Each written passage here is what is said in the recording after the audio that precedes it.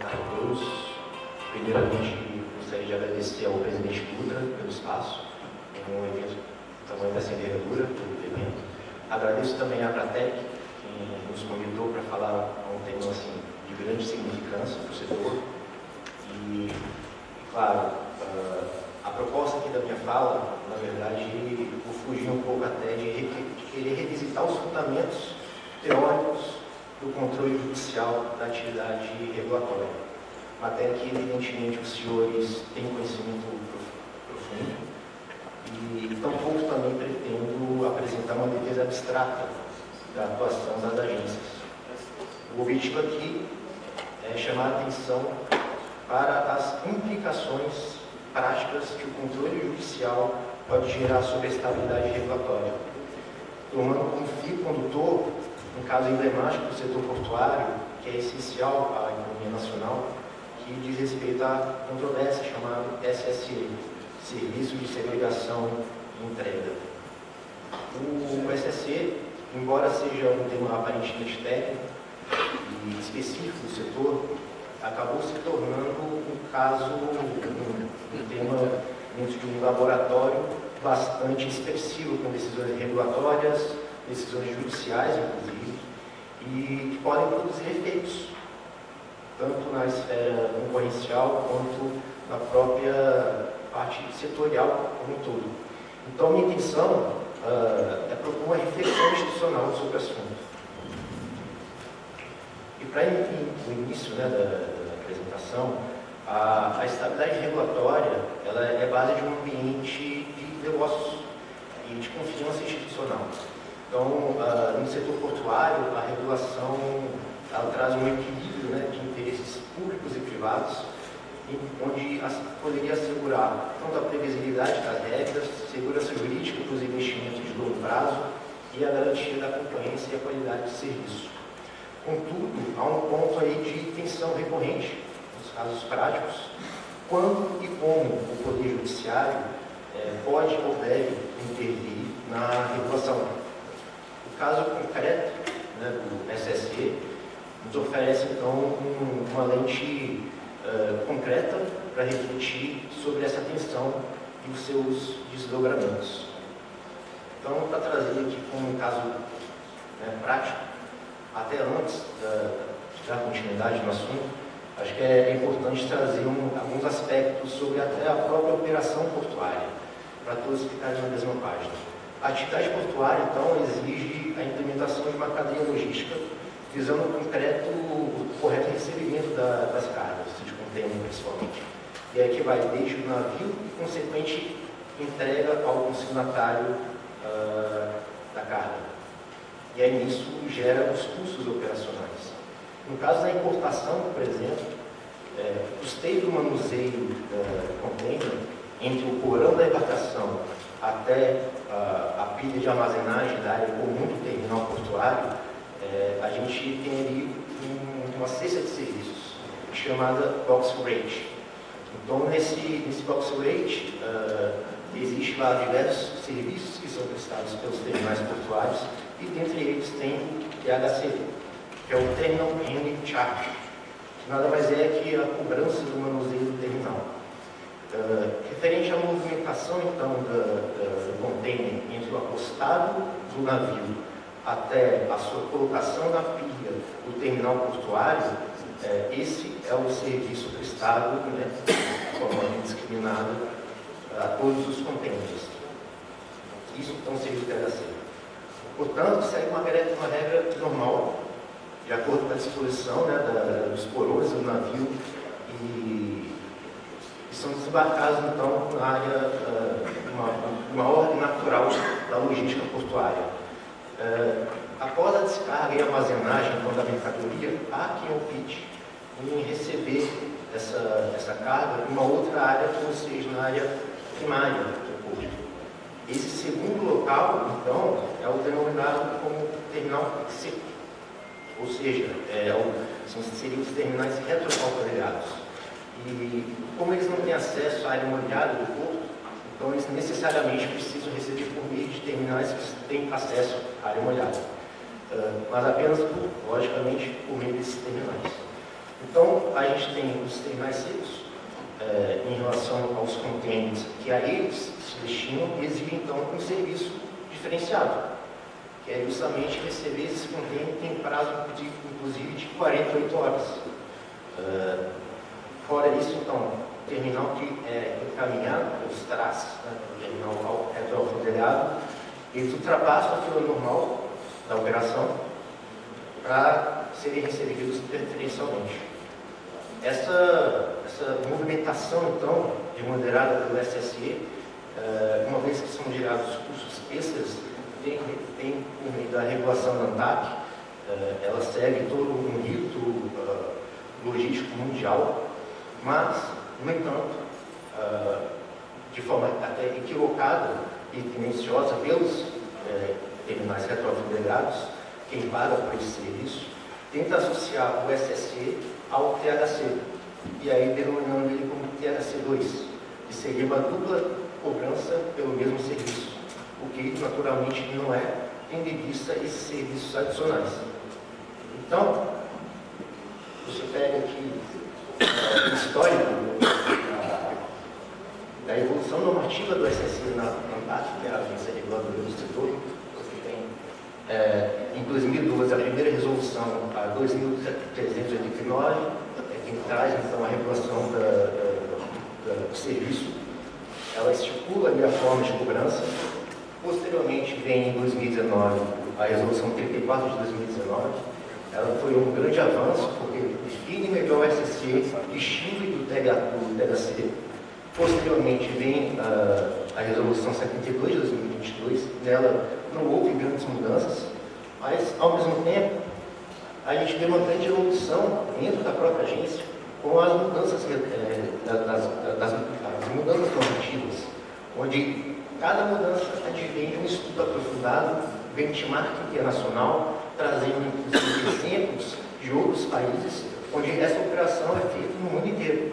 Só que, como podem observar, ao longo desse tempo, você também tem diversas decisões conflitantes. Você tem CAD, tem TCU, o próprio judiciário também interferiu um pouco nessa forma de regular estabelecido pela própria ANTAC.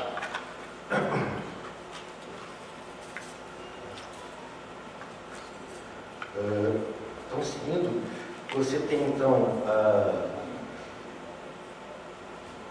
a evolução normativa, e dentro desse contexto da evolução e com diversas decisões conflitantes, a gente acaba enxergando então várias teses que a gente pode observar com relação ao controle que pode ser dado, né, pelo judiciário ou pelos órgãos intervenientes. Mas antes, é bom observar que a regulação estatal, especialmente exercida, né, por agências reguladoras, é uma forma de atuação administrativa voltada ao setor estratégico da economia nacional. Na prática, na verdade, não são raras, às vezes, em que decisões em caráter normativo impactam alguns agentes regulados, onde eles acabam procurando o judiciário, na tentativa de invalidar essas decisões de agências. Esse fenômeno, então, revela um paradoxo. Você tem ali dois pilares do Estado de Direito contemporâneo, onde tem a autonomia técnica da agência, e do outro você vê o judiciário controlando os atos abusivos, ilegais, e que podem afetar até direitos fundamentais. Dentro desse contexto, foi sendo então construído teses de controle judicial. E dentre eles, a gente cita aqui alguns: reserva de administração, por exemplo, em tese sustenta certas decisões que são próprias do âmbito da administração pública, especialmente quando envolvem critérios técnicos. Você tem também o controle da legalidade de mérito. O judiciário tem a missão de verificar, então, a legalidade do ato administrativo, mas segue, mas desde que não seja reavaliado o mérito da regulação. Então, quando vai se ter a análise da decisão, o juiz deve pensar nas seguintes hipóteses: são os princípios da legalidade, motivação e publicidade. Foi também necessário analisar como foi a tomada como foi a tomada da decisão, né, da agência reguladora, e como seguiu o devido processo dentro da agência. Você tem os princípios da proporcionalidade, razoabilidade, né, se eles são adequados aos fins públicos, se são necessárias, proporcional. Você tem a diferença técnica, importada do direito comparado, e aí você tem aquele caso da Chevron nos Estados Unidos, onde o judiciário deve respeitar as decisões da agência, quando estiverem, logicamente, dentro de sua competência. E aí, naturalmente, a gente vê que tem alguns riscos, né, com relação ao controle excessivo judicial. A judicialização na atividade regulatória, a gente sabe que no Brasil é um fenômeno, até por parte da nossa cultura mesmo, mas também faz parte da Constituição, já que confere ao Poder Judiciário a forma de garantir os direitos fundamentais. E esse cenário, então, surge uma nova classe de conflitos, né? Você tem conflitos regulatórios judicializados, nos quais agentes privados buscam a agência para aliviar, mas também você tem órgãos intervenientes, emitindo decisões conflitantes, onde os agentes têm que buscar então, a conformidade dentro da agência. E, por meio desse contexto, surgem então alguns riscos. Eu cito aqui até alguns. A desconfiança institucional da agência. Se você tem diversas decisões judiciais desconsiderando a análise da agência, isso traz um aspecto negativo para a própria agente regulador.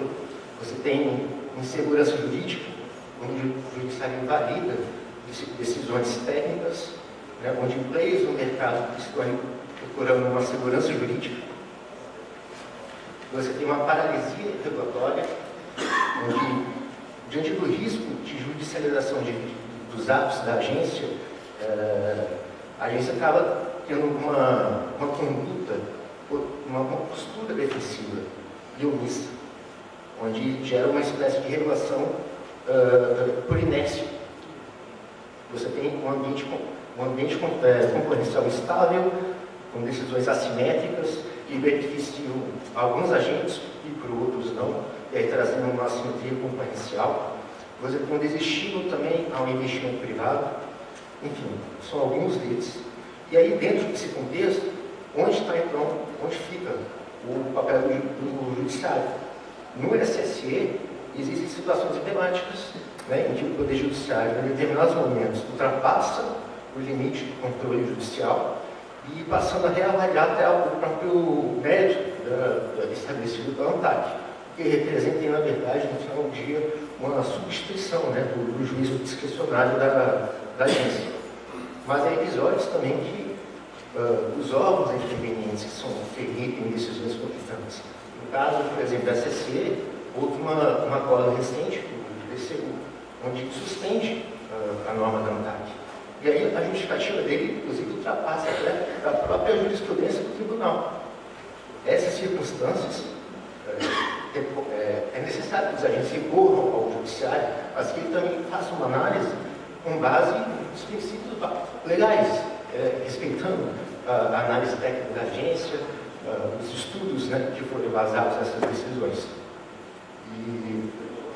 Então, o papel central judicial é assegurar a legalidade, a observância da Constituição, inclusive no âmbito das decisões administrativas. Isso significa que o Judiciário deve atuar quando a violação de direitos, abuso de poder, ilegalidade, inconstitucionalidade ou inobservância do devido processo legal. Mas aqui também vale uma ponderação, né?